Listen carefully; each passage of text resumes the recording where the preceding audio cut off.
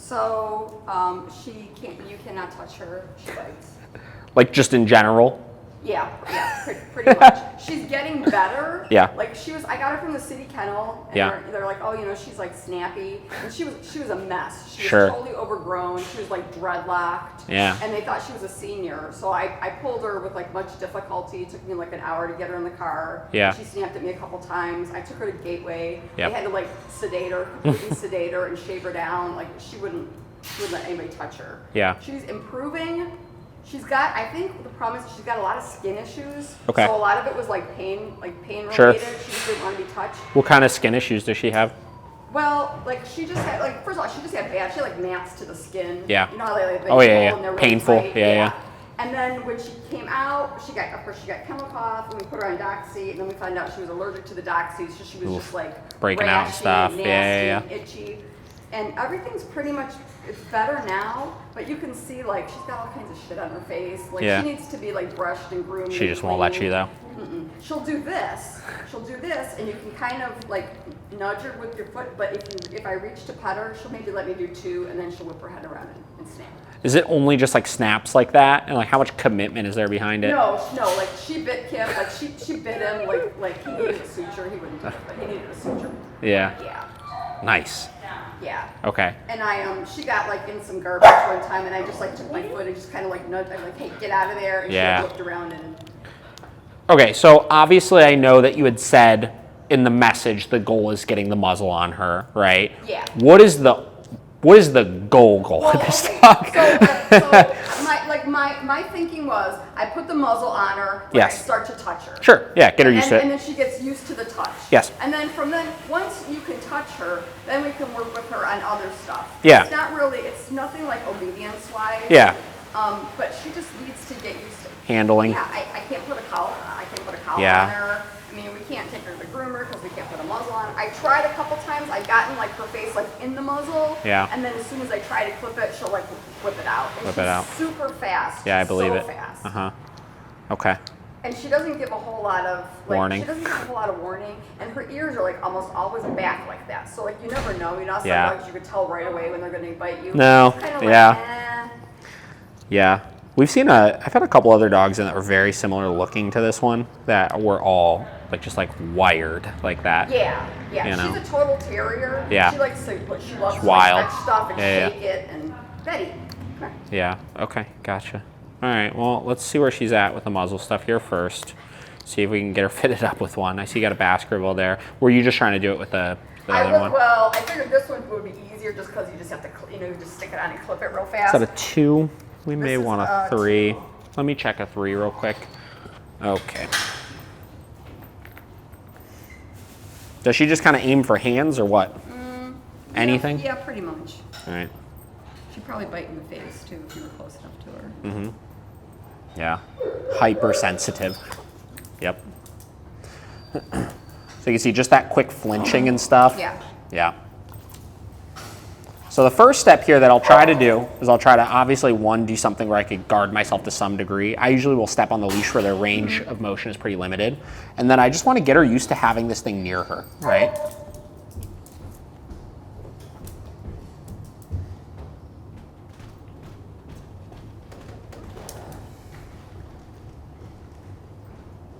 There you go. I know. It's scary. It's very scary. Very scary little muzzle.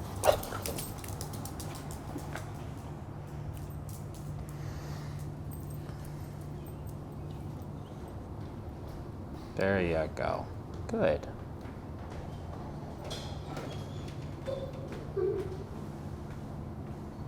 Good. I'll give her a quick break. And then we'll do it again in a minute.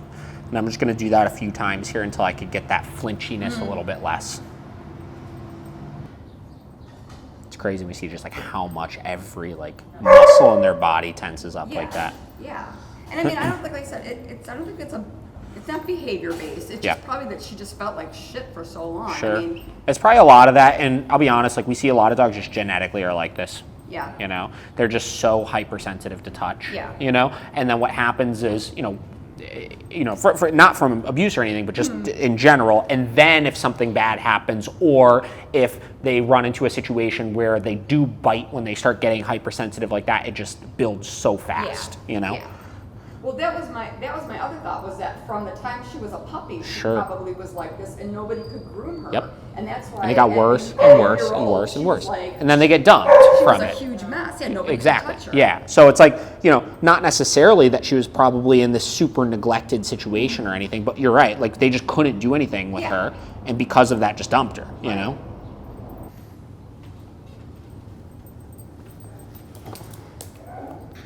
So you see, as we push it more, definitely a little bit more antsy. I know. I know. You don't like it over your face. It's very scary.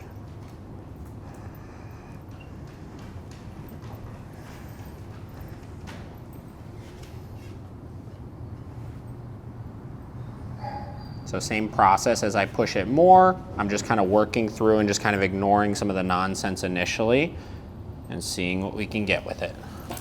And what we'll probably get is what we're seeing now, which is avoidance first. And then we should see that avoidance get less and less as we go.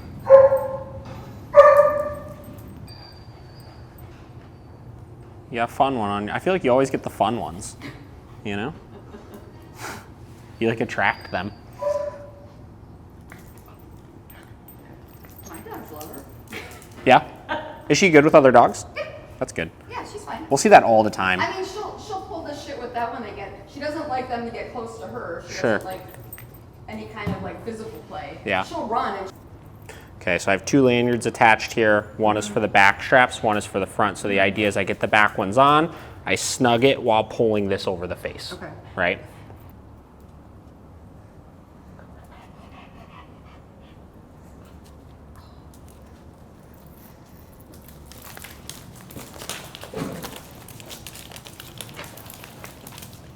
Easy. Hey, hey.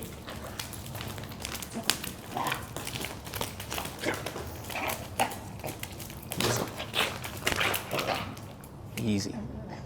Easy. Easy.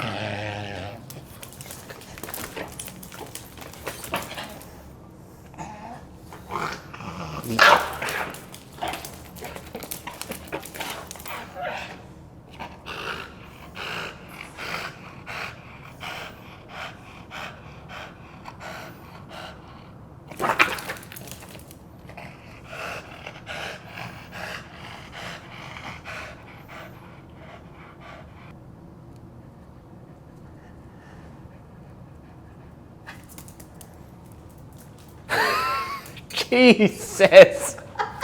I told you. Unbelievable. No, I didn't think you were lying, but Jesus, that was a pain. Okay, so now, let's see if we can get this back on. Why don't you stand up for a second? We get this back on her, and now we could start the socialization process, right? Because now all of this nonsense that she's doing no longer works, right? Even in these really intense situations like this, where she's cornered up under something, whatever it may be. So now, let's see what we got here. These little slider things always get messed up. Now what I could start doing is start the interaction process without it meaning much, right?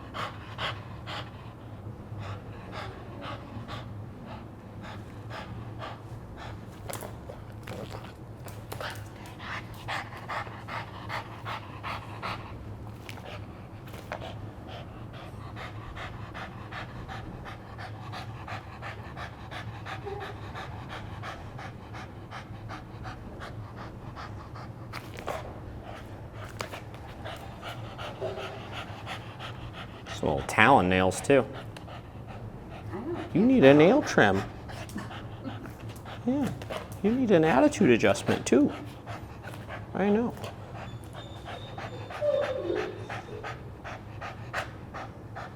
Good.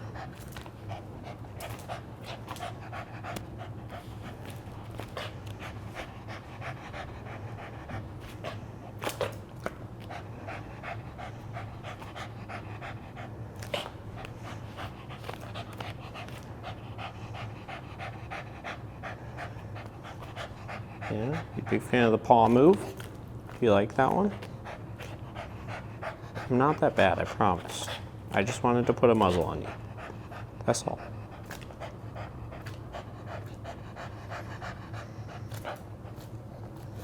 Yeah, there's this dog, Benji, we did training with a couple years ago. That literally looks like this dog. Like, exact same issues, not quite as bad.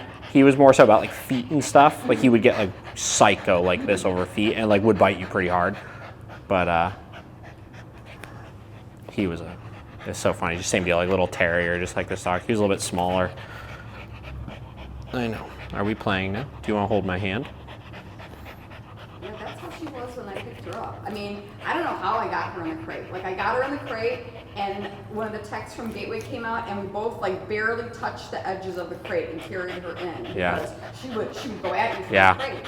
Yeah. And then we carried her right into a big kennel. They put a sedative in there and when she was out, they went and opened the door and pulled her out. But like an edible sedative?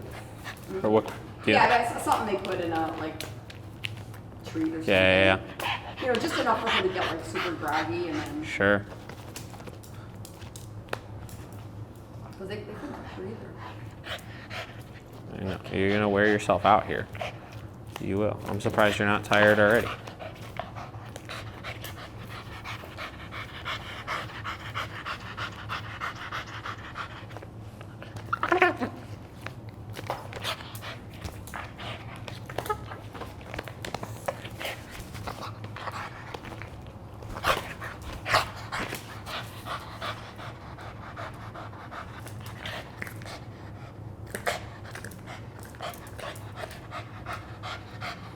It's like we're boxing.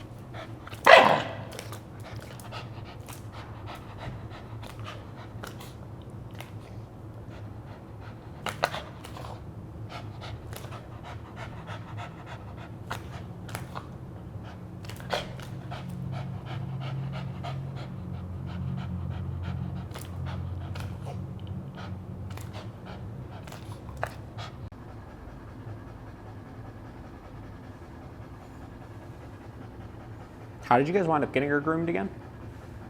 The vet just sedated her. Oh, sedated her and then groomed her? Yeah. She shaved her down and gave her all her vaccines and Yeah. did her heartworm test and all that crap. And Can we? yeah, like $400 later. Yeah. That always makes it so much more pricey. Yeah, so I was like, I wouldn't have to do this, you know, every time. No. Yeah. That's the other thing. Like, she's like a breedy dog, like she needs to get groomed. I would probably say I would keep the muzzle on, take her home, and maybe give her a bath or something. Yeah, that's what I was gonna. Yeah, before you take it off. And then whenever you need to remuzzle her, just bring her back up here and we'll try again if you can't get it done yourself. The thing is, like, after a couple times, it should get easier, you know? Even after the first one, it should be easier, but... I mean, you need to just see, like, she's hits this point where she's just essentially given up. Yeah, yeah. You know? I know. Good job. See, we just want you to be a sweet, nice dog. Just a sweet, nice dog.